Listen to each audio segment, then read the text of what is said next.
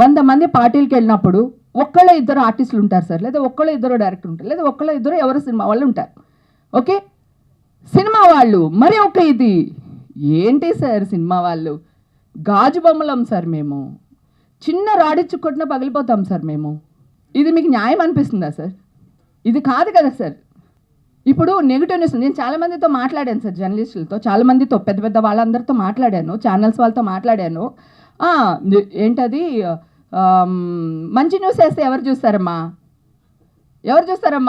అని మీరే మాట్లాడుతున్నారు సార్. ఎక్కడికి వెళ్ళిపోతున్నాం సార్ మనం? సరే అండి, థ్యాంక్ యూ సో మచ్ నాకు ఈ అవకాశం ఇచ్చినందుకు. అలాగే ఇండస్ట్రీలో నాకు చాలామంది హీరోలు వీళ్ళందరూ చాలా చాలా సపోర్ట్ చేశారు యాక్చువల్గా. అలాగే మెయిన్గా చిరంజీవి గారి గురించి నీ ప్రభు గారు ఇందాక ప్రస్తావించారు కనుక ఆయన గురించి చెప్పాలి. అవునండి, ఆంధ్రాలో అవార్డ్స్ ఇచ్చి చాలా రోజులు అయిపోయిందండి.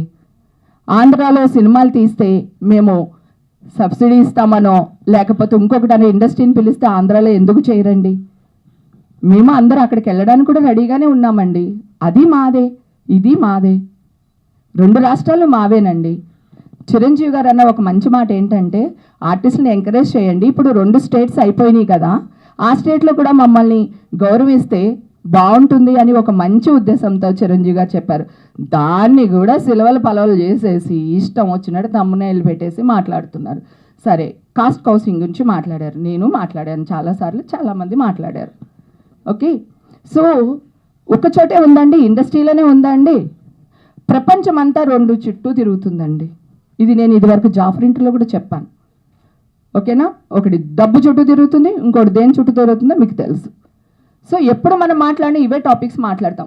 ఎందుకు ఇండస్ట్రీనే ఫోకస్ చేస్తారు? వందల మంది మన చుట్టూ ఉంటారు, ఇండస్ట్రీలో ఉన్న వాళ్ళు ఒక్కళ్ళే ఉంటారు. ఆ ఒక్కళ్ళ గురించి ఎందుకు వేస్తారు?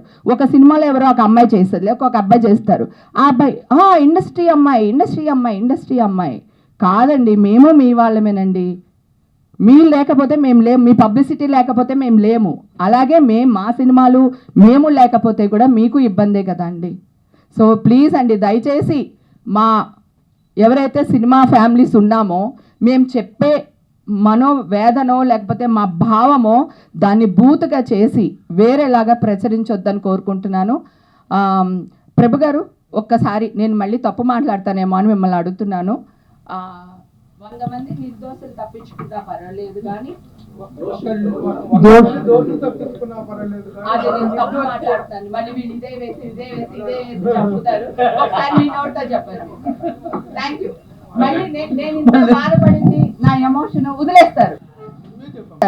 మీరు ముందే పాజిటివ్ వచ్చిందని ఎలా చేశారు? ఇవి అడిగాను కదా సార్, మీరు సమాధానం చెప్పండి సార్, ఎందుకు జరిగింది?